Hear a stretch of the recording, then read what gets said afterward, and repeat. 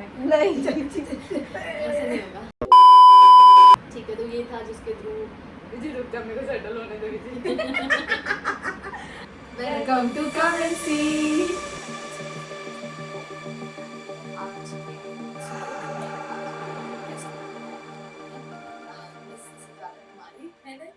Hello guys. ये बहुत most awaited video मैं बोलूँगी मेरे अकॉर्डिंग ज़रूर, क्योंकि हमारी बहुत अच्छी फ्रेंड है, मेरी बहुत स्पिरिचुअल कनेक्टिविटी है इसके साथ, सिज्जू के साथ। मैं सिज्जू करके बुलाती हूँ प्यार से, सिज्जू है ये हमारी। एंड आज के दिन में सिज्जू हमारी लाइफ की, सिज्जू की लाइफ की, हमारी लाइफ की डेफिनेटली, बिकॉज हम लास्ट काफ़ी सालों से कनेक्ट हैं एक दूसरे से। गवाही देगी डेफिनेटली कि परमेश्वर ने सुजाता की लाइफ में कैसे कार्य किया, कैसे था, एंड उसके बाद कैसे हुआ जीवन, जैसे कि हम अपने वीडियोस में लेके आते हैं आप लोगों के साथ। सो स्टे ट्यून, बने रहिएगा। हेलो गाइस, मेरा नाम सुजाता कुमारी हनेज है और मैं मसीह में बहुत टाइम से हूँ। मतलब मैं बॉर्न क्रिश्चियन हूँ, बट मैंने मसीह को अभी जाना है और अभी मैं वर्किंग हूँ और मैं विजू के साथ ही काम करती हूँ। एक ही ऑफिस में हम काम करते हैं। एंड मैं विजू को आई थिंक 5 साल से जानती हूँ, राइट, ऑलमोस्ट 5 साल से मैं विजू को जानती हूँ। एंड गॉड ने मुझे एक स्पिरिचुअल फ्रेंड दिया, ये दोनों मेरे स्पिरिचुअल कनेक्शन है। तो मैं बहुत मतलब मैं इन दोनों को बहुत ज़्यादा इनकी मिनिस्ट्री को बहुत ज़्यादा सपोर्ट करती हूँ। And thank you guys for मुझे यहाँ बुलाने के लिए।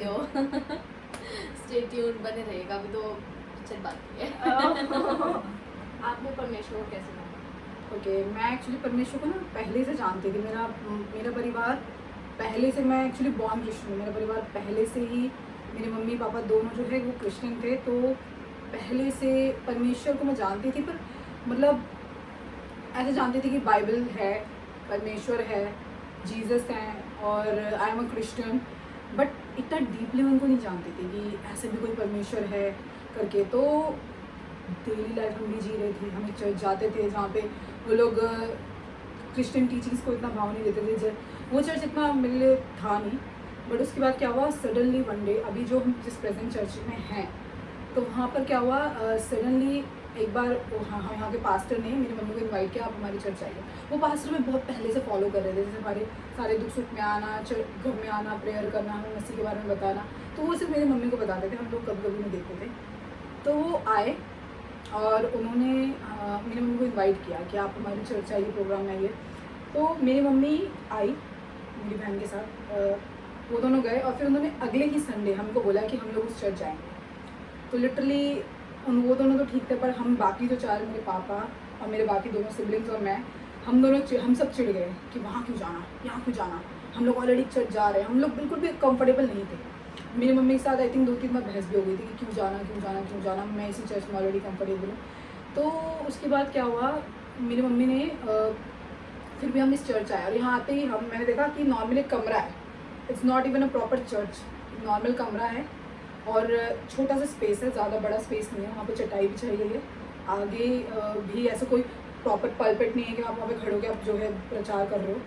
वहाँ पर जाकर हम लोग सर्दियों के दिनों में गए थे, तो वहाँ पे मैंने मस्त जैकेट, जीन्स, एक्सेसरीज, और हम लोग गाड़ी में वहाँ पर गए थे।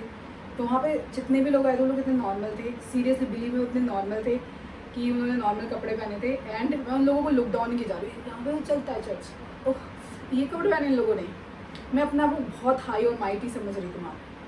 बट द मोमेंट वहाँ पे वर्शिप शुरू, उनके बाजे मेरे अंदर बज रहे थे, उनके प्रचार मुझे काट रहे थे। मैं उन लोगों की जो लॉलिनता थी ना गॉड को वर्शिप करना, बिल्कुल टूट के वर्शिप, उससे मेरे अंदर एक फीलिंग आ गई कि मैं बहुत करूँ, उन लोगों के पास कुछ है जो मेरे पास नहीं। स्टार्टिंग में मैंने वहाँ पे लोग मुझे जय मसीह की बोले थे, मैंने जय मसीह की भी नहीं बोली थी। बट जब मैं वहाँ से जाने लगी, मैंने एक को पर्सनली जाके बोला, आप बहुत अच्छा गाते हैं, आप बहुत अच्छा प्रचार करते हैं, मुझे बहुत अच्छा लगा। मेरे पास्टर जी को पर्सनली आगे जाके थैंक यू बोला। उस दिन परमेश्वर ने मुझ पर हुक लगा दिया। तो मतलब ये था जिसके थ्रू मतलब तुझे पता चला कि अच्छा ऐसा होता है परमेश्वर का प्रेजेंस। तो मतलब सुजू परमेश्वर को जानने से पहले, यीशु मसीह की उस प्रेजेंस को जानने से पहले तेरा लाइफ कैसे था? मतलब तूने क्या क्या डिफ़िकल्टीज फेस किया, क्या चैलेंजेस फेस किया? मतलब बिफोर नोइंग गॉड हमारी जीवन कैसी होती है, तो बिल्कुल वैसे वैसे ही तूने कैसे कैसे अपने बिफोर नोइंग जीसस तूने मतलब रहा तेरा जीवन? तब स्टार्टिंग में जब परमेश्वर को जाने से पहले मेरा जीवन कैसा था कि इससे पहले मतलब हमारे पास पैसा था, वी वर लोडेड, लाइक अब मेरे पापा अच्छा कमाते थे, घर में पैसा आता था जाता था, आता था जाता था, मतलब कमी घटी तभी भी थी, बट उसके बाद हमारे पास पैसा आता था बहुत भरपूर, प्रभु ने बहुत भरपूर पैसा दिया था उस टाइम। और उसके बाद बट एक पीस नहीं था हमारे अंदर, और हम लोग इतने होश में नहीं थे, सीरियसली बता रही हूँ, हम लोग इतने, हमारे पास वो स्पिरिचुअल माइंड नहीं था कि मैं उस डार्कनेस को देख पाऊँ। बट अब जब मैं अदर साइड आ गई तो मुझे रियलाइज़ होता है कि दोज वर डार्क डेज, क्योंकि सब कुछ है हमारे पास बट गॉड नहीं, कोई पीस नहीं, बहुत ही ज़्यादा मतलब दर्द भरे दिन थे वो, क्योंकि बहुत वायलेंस होता था मेरे घर में, बहुत पीसना काटना, बहुत ज़्यादा डोमेस्टिक वायलेंस देखना, तो मेरा बचपन काफ़ी पेन में गुजरा है। तो उस पेन से बचने के लिए मैं क्या करती थी, मैं अपने फ्रेंड्स में घुस जाती थी, स्पोर्ट्स में घुस जाती थी, anything I will enjoy, I just go, लोगों के साथ हैंग आउट करना, तो मैं उसमें घुस जाती थी। और मेरा उस टाइम का जो चर्च था वहाँ पे भी बस एक फ्रेंड्स सर्कल था जिसको मैं बस इंजॉय करती थी। आगे प्रचारक जितना भी प्रचार करे वो मुझ तक पहुँच ही नहीं रहा, क्योंकि जस्ट दैट वहाँ पे मतलब पहुँच ही नहीं रहा, मेरे दिल को छू ही नहीं रहा।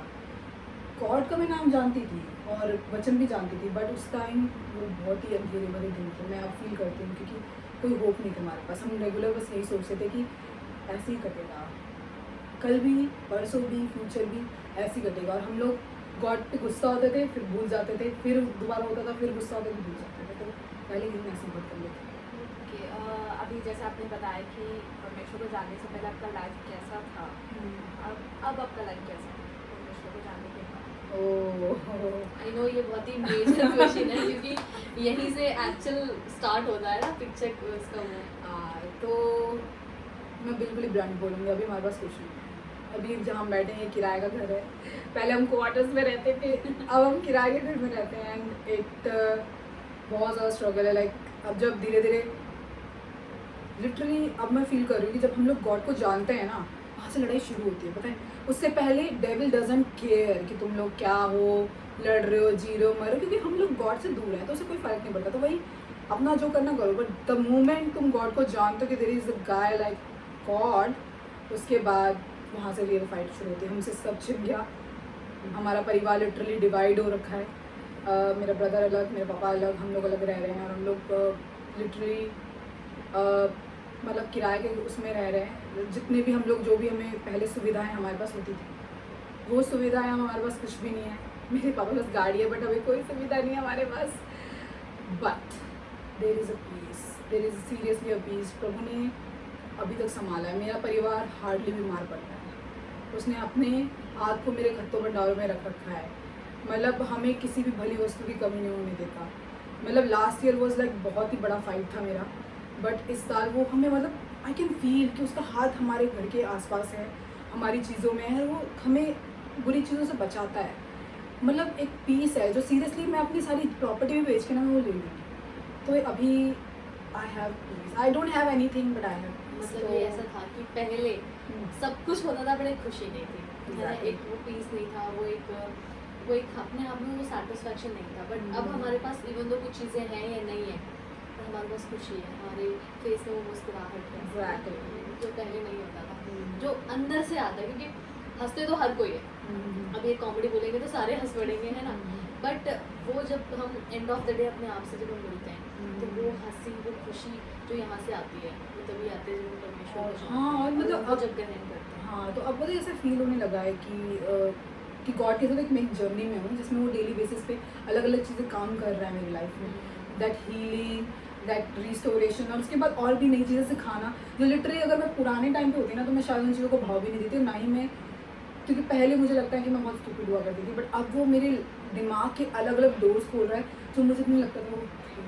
Exactly. तो जो ये हमारा ऑब्वियसली नोइंग जीसस क्राइस्ट का लाइफ है ये, तो मतलब ऐसा है कि जब हम परमेश्वर से प्रार्थना करते हैं, डेफिनेटली वो हमारे सारी प्रार्थनाओं का आंसर देते हैं, भले ही कुछ अभी हो, क्योंकि मेरे अकॉर्डिंग गॉड के 3 ही आंसर्स होते हैं, या तो यस, या तो नो, या तो वेट, ठीक है। तो मतलब ऐसे प्रार्थनाओं में ऐसा कुछ तुम्हारे लाइफ में हुआ है कि जैसे कि मैंने ये प्रार्थना किया एंड मुझे नहीं लगा कि ये मेरे साथ होगा, या मैं जस्ट करने ही वाली थी, या मैंने कभी एक्सपेक्ट नहीं किया कि मेरे भी साथ ऐसे गॉड कार्य कर सकते हैं। ऐसा कुछ तेरे लाइफ में हुआ है? मैंने पॉजिटिव और नेगेटिव में? पॉजिटिव में देयर आर टन्स, क्योंकि मैं जहाँ से आई थी, सही बताओ मैं बिल्कुल भी एग्जैजरेट नहीं कर रही हूँ, मैं एक्चुअली बहुत ही स्टूपिड हुआ करती थी, सीरियसली मजाक नहीं कर रही हूँ, मैं बहुत स्टूपिड हुआ करती थी। मैं बोलने से डरती थी, अभी मेरे को देख के कोई बोलेगा नहीं कि मैं बोलने से डरती थी, मैं आगे खड़े होने से डरती थी। लीडरशिप ना दैट्स नॉट माय थिंग, बिल्कुल नहीं, मेरा था ही नहीं। बट उसने मुझे आगे बुलाया यार, आई कैन लिटरली सी, उसने मुझे दिखाया कि होता है ना जब आप किसी वॉर में जाते हो, वॉर में आप नहीं जाते, मतलब पहले जब लोग वॉर तक जाते थे तो उसके बाद क्या होता था, जितने भी मेन इम्पॉर्टेंट लोग होते थे ना वो लोग आगे रहते थे, एंड सारे किंग और वो सब जो है वो आगे रहते थे, और जितनी भी छोटी टुकड़ी होती थी सेना मतलब सैनिकों की, वो लोग पीछे रहते थे। सबसे बेस्ट जिन्हें फाइटिंग नहीं आती वो सबसे पीछे होते थे। तो आई यूज टू बी दैट कि मतलब मुझे कुछ नहीं आता, एंड अगर मेरे को ऐसा लगता है कि अगर उन लोगों को डर लगता था तो शायद वो हथियार लेकर भाग भी जाते थे। परमेश्वर ने मुझे आगे बुलाया, परमेश्वर बोला उन्होंने मुझे आगे बुलाया, उन्होंने मुझे धीरे धीरे सिखाया। लिटरली उन्होंने जैसे छोटे बच्चों को सिखाते नहीं कि साइकिल ऐसे चलाओ, ऐसे खाना खाओ, उसने मुझे literally, I am so so so grateful in my life कि उसने मुझे इतना सिखाया। मैं बहुत स्टूपिड इंसान, गलत डिसीजन लेने वाली, मतलब उसने मुझे बहुत कुछ सिखाया, उसने मुझे कहाँ से कहाँ पहुँचाया, उसने मुझे कॉन्फिडेंस मेरे अंदर भरा। आज मुझे जो थोड़ा बहुत भी अगर पता है तो उसने मुझे लिटरली सिखाया कि जब करोगे ना तो सीखोगे।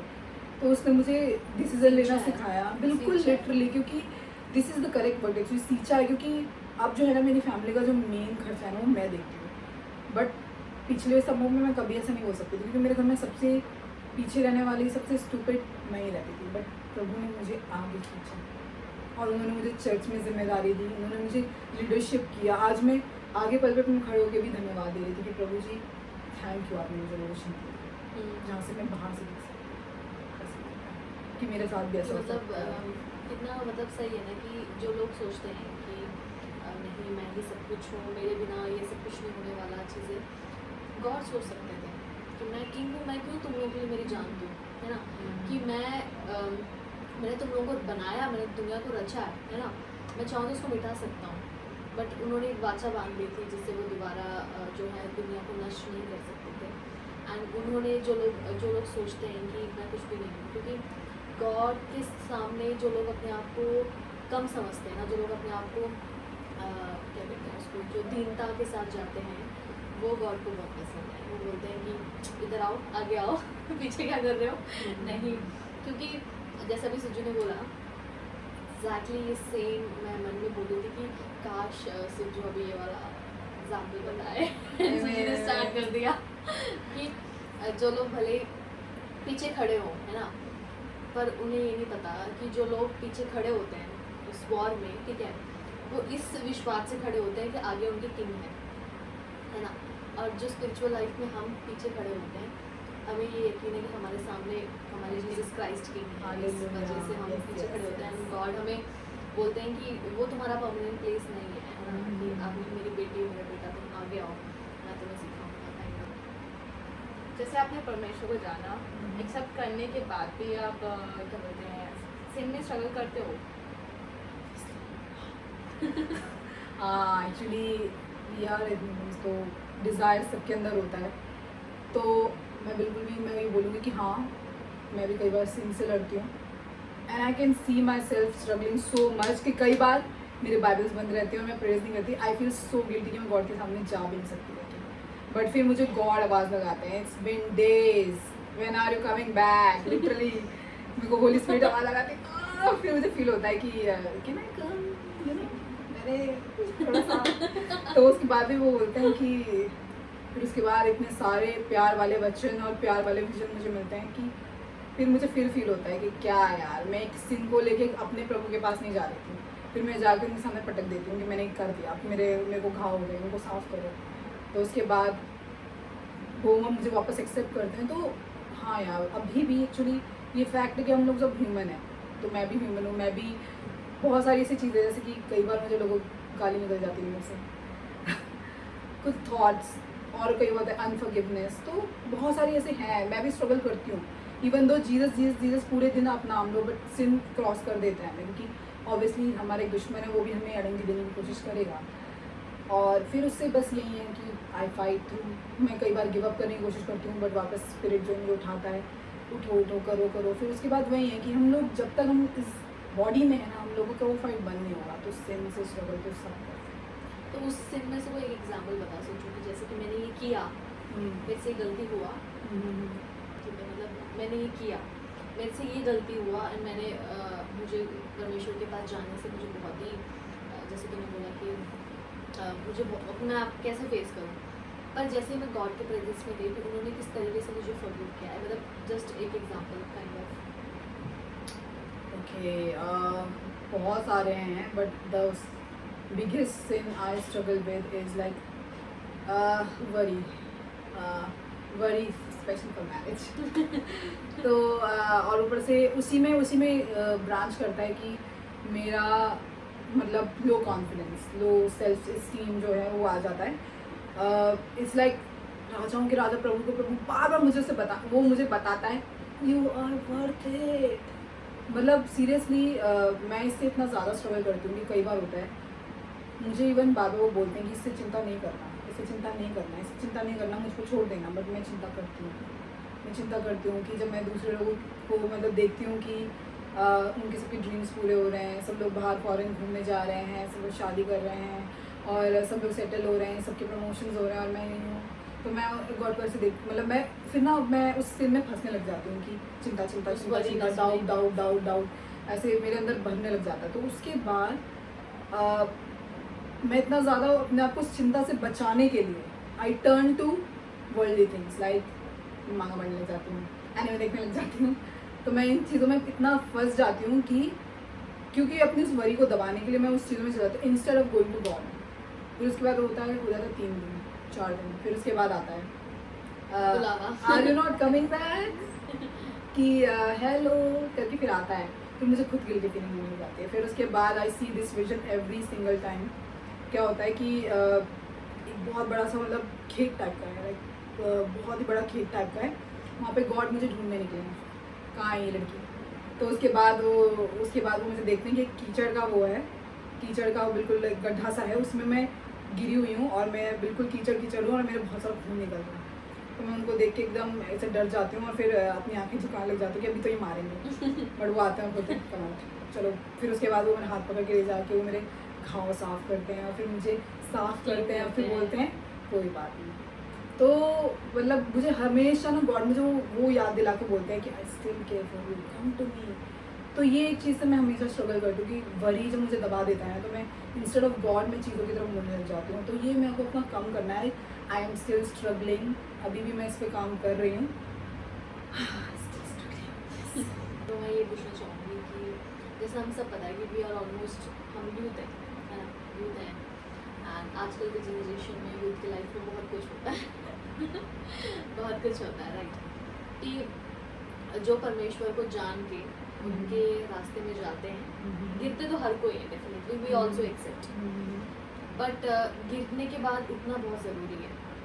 ये नहीं कि हम गिर गए तो हम सोच लिया कि अब हम गिर गए तो नोबडी, हम कोई नहीं आके हमें उठा सकता है, हम उसी में रहेंगे, गलतियों पे गलती करके हम उस गलती को बढ़ा करें। तो मैं ये जानना चाहूँगी कि हम आजकल के यूथ को, मतलब वो चाहे लड़की हो चाहे लड़का हो, ठीक है, आजकल के यूथ को हम ऐसे क्या बोल सकते हैं थ्रू क्राइस्ट कि वो उस सिन में ना जाए, क्या वो रिलेशनशिप हो, चाहे वो कुछ एडिक्शंस हो, चाहे वो कुछ भी हो अकॉर्डिंगली, क्योंकि यूथ को पता है कि हम काफ़ी सारी चीज़ें वर्ड्स एग्जैक्टली नहीं बोल सकते, बट वी नो, सुनने वाले हर एक को पता होगा कि हम अंदर से, क्योंकि टेस्टिमनी समथिंग कि भले ही मैं सुन रही हूँ चाहे वो मैं ना बोलूँ, बट क्या पता मैं उससे स्ट्रगल कर रही हूँ, है ना। ज़रूरी नहीं कि कुछ लोग नहीं बोलते सामने, कुछ लोग बोलते हैं, कुछ लोग शर्माते हैं कि मैं ये चीज़ बोलूँगी तो मुझे जज करेंगे लोग, या मुझे ये सब चीज़ें नहीं बोलना चाहिए, मेरा पर्सनल लाइफ कुछ और है लगते हैं, क्योंकि मैं लोगों से छुपा सकती हूँ बट गॉड से कोई नहीं छुपा सकता है उसको। तो हम ऐसे क्या कर सकते हैं, ऐसे बोल सकते हैं जिससे यूथ को पता चले कि इन सब चीज़ों में कुछ नहीं रखा है गाइस, ये सब परमानेंट है, ये सब जाने वाला है एक दिन। I know you know that very well. तो हम क्या कर सकते हैं इस चीज़ के लिए? फर्स्ट ऑफ ऑल इस चीज़ को ना हमें याद भी रखना है और एक्सेप्ट भी करना है कि गॉड से ज़्यादा हमें कोई प्यार नहीं करेगा, गॉड से ज़्यादा हमें कोई एक्सेप्ट नहीं करेगा और गॉड से ज़्यादा कोई तुम्हारे लिए लुकआउट नहीं करेगा। बिलीव मी, मैं विद टीयर्स मैं अपना एक्सपीरियंस बता रही हूँ कि यू विल फेस टाइम्स जहाँ आपके best of friends they will not stand by you, your parents they will neglect you, your siblings will not look out for you, सब लोग गिव अप कर देंगे आप पे। बस there is only one guy जहाँ पे आपकी भी गलती हो, आपकी ही गलती है, you sinned, you are the bad person, but वहाँ पे आपको सिर्फ एक ही बंदा आपके बाजू में खड़े होकर बोलेगा कोई बात, I forgive you and repent and come back.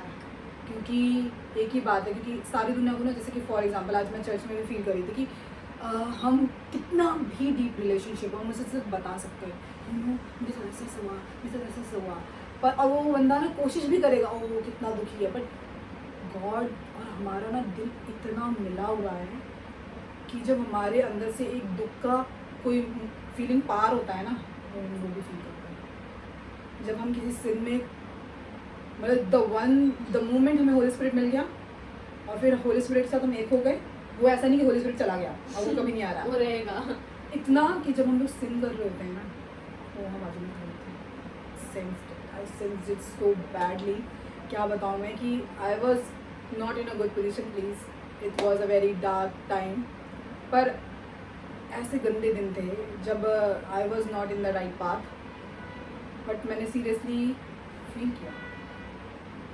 जो मेरा लास्ट रिलेशनशिप था उसमें क्या हुआ कि मुझे फील होता था कि किसी को पसंद नहीं है रिलेशनशिप, बट उसके बाद क्या हुआ कि उस टाइम एक दिन मुझे गॉड से बहुत ही ज़ोर से फील हुआ, और क्या फील हुआ, ऐसे नहीं कि स्टॉप मत कर, आई सेंस्ड हिम क्राइंग, आई सेंस्ड हिम लिटरली, मैंने इतना क्लियर कभी सेंस नहीं किया, मैंने सीरियसली सेंस किया वो रो रहे हैं, यहाँ से बाहर आ, मैंने तेरे लिए ये नहीं सोचा, बाहर है यहाँ से। तो उन्होंने मुझे मतलब मुझे लिटरली फील हुआ, मुझे इतना गिल्टी फील हुआ, इतना गिल्टी फील हुआ उस मोमेंट में कि मैं एक बंदा जो मेरे को एक्चुअली बहुत प्यार करता है, मैं उसको रुला रही हूँ, ठीक है, किसके लिए, इसके लिए ऐसी फीलिंग आई मुझे, सॉरी नॉट यू तो मुझे ऐसा फील हुआ कि तो मुझे ना वही सबको ये एग्जांपल मैंने इसलिए दिया है, आपको कोई भी इतना डीपली सेंस नहीं करेगा, इवन जब आप सिन में उतर रहे हो तब भी आपके बाजू में खड़े होकर वो आपके लिए रोएगा, क्योंकि आपके अंदर से जो भी इमोशंस पास होंगे वो उसके पास भी रजिस्टर होते हैं, वो उस चीज़ फील करता है, चाहे आपको कितना भी best friend, lover, boyfriend, girlfriend, husband, wife हो, वो भी आपकी फीलिंग को डिट्टो फील नहीं कर सकते। तो मैं सभी यूथ को यही बोलूँगी, don't give up, don't give up, ठीक है, don't give up, don't give up, don't give up please, क्योंकि द मोमेंट, क्योंकि गॉड हम पे गिव अप नहीं करेंगे, अगर हम खुद पे गिव अप कर देंगे, सिन पे गिव अप कर देंगे तो वहाँ गेम ओवर हो जाएगा, गॉड हम पे गिव अप नहीं करेंगे तो आप लोग भी गिव अप मत कीजिए। एग्जैक्टली, ये तो बिल्कुल सही बात है, गिव अप ना करें, क्योंकि आज मुझे चर्च में एक चीज़ बहुत अच्छी लगी, एक वर्शिप सॉन्ग में मेरी सेंटेंस स्टैंजा था ये कि हमारी जो शरीर है, इट्स काइंड ऑफ, मैंने फील किया कि ये ज़मीन है, ठीक है, मतलब एक ऐसा मुझे खड़े होकर आज ऐसा लग रहा था कि एक टाइम पे हमारा जो ज़मीन था एकदम सूखा हुआ रेगिस्तान, हमें सब पता होगा है ना, जहाँ पे कोई बारिश नहीं, कोई प्लांटिंग नहीं, कोई फार्मिंग नहीं, कुछ नहीं, पानी वानी कुछ नहीं, वहाँ पे जाएंगे इंसान मर जाएंगे, ऐसे टाइप के सिचुएशन में थे हम लोग। एंड वहाँ पे बारिश बन के गॉड आए कि बारिश आए, क्योंकि बारिश के बाद वहाँ पे एक वो नम्रता रहती है ना, उसी को बोलते हैं नम्रता नहीं, नमी, नमी, यस, नमी रहती है, और वो जब ज़मीन जब पूरी सूखी ज़मीन होती है और उस पर जब पानी बरसता है तो वो नमी होने के बाद वहाँ पे सीड डालने लायक हो जाता है, वो फार्म को क्या कहते हैं, लैंड हो जाता है। एंड उस सीड में मतलब हम लोग सिर्फ ज़मीन थे, सूखी ज़मीन, definitely we can sense that very well. And God ने डेफिनेटली, चाहे वो चारू हो या चाहे वो सुजू हो, चाहे मैं भी क्यों ना हो, कि कोई होप नहीं था हमारे पास, है ना। We Yes. ऑल्सो ये जो सब जो हम जो कर रहे हैं, कि ऐसा नहीं था कि हम लोगों ने बहुत बचपन से कोई ड्रीमिंग करके रखी हो या बहुत मास्टर प्लानिंग करके रखा हो, ऐसा कुछ भी नहीं है। कि कहते हैं ना कि हमारा सोच बहुत कुछ होता है, बट उसको डिसाइड परमेश्वर करते हैं कि हमें क्या करना है उसके ऊपर। तो हमारा भी लैंड काइंड ऑफ ऐसा ही था, जहाँ पे इंसान अगर कोई होप वाला भी आता तो वो हार मान के चले जाता कि ये मैं कहाँ आ गया, इधर तो मैं पूरा बर्बाद हो जाऊँगा काइंड ऑफ, उसको कोई प्रॉफिट नहीं मिलेगी वहाँ से। बट उस लैंड को जो एग्रीकल्चर्स करते हैं ना, वो लोग ना इस लैंड को हमेशा हटा देते हैं, है ना, उस पार्ट से हटा देते हैं कि ये ज़मीन वेस्ट है। इस ज़मीन को वो लोग कंसिडर भी नहीं करते कि इसमें कुछ हो भी सकता है, और वो लोग उसको छोड़ जिनका देते हैं। ज़मीन होता है वो छोड़ भी देते हैं, और उसके बाद बोलते हैं कि ये ज़मीन, अरे इसको छोड़ दो, इसलिए कुछ किसी काम का नहीं है, यहाँ पे कुछ भी नहीं हो सकता काइंड ऑफ। तो लिटरली गाइस हम लोग ऐसे थे, एग्जैक्टली हम लोग ऐसे थे। एंड उस ज़मीन में वो नमी बन के जो है परमेश्वर आए, उन्होंने उस ज़मीन में नमी देने के बाद उन्होंने बीज डाला। क्या वचन में लिखा है ना कि बीज जो है हर दशा में जाएगा, बट डिपेंड करता है कि वो कौन सा ज़मीन है और उस ज़मीन से क्या फल निकलेगा। तो वो उन्होंने बीज डाला इस ज़मीन में, एंड उन्होंने ही पानी दिया, डेफिनेटली पानी दिया, एंड वो बीज आज पौधा बन के, पेड़ बन के फल दे रहे हैं यहाँ पे। हालेलुया। तो हम ऐसा ना सोचें कि मैं कभी किसी काम का नहीं हूँ, क्योंकि हाँ वो हकीकत है कि हम किसी काम के नहीं हैं, बट थ्रू क्राइस्ट हम बहुत कुछ कर सकते हैं। वो हमें भी नहीं पता कि हम कितना कर सकते हैं। तो हम भी यही बोलेंगे कि हार कभी मत मानना, please don't give up for anything. चाहे तुम्हारे पास फ्रेंड्स हो, चाहे ना हो, चाहे फैमिली हो, चाहे ना हो, चाहे तुम्हारी बातें सुनने के लिए कोई हो, चाहे ना हो, क्योंकि भले ही फिजिकली हम नहीं देख पा रहे अपने पास किसी को, बट जब आप स्पिरिचुअली जाओगे ना, तो आँखें बंद करो और स्पिरिचुअली खोलो, तुम्हारे बगल में परमेश्वर खड़े हैं हर तरह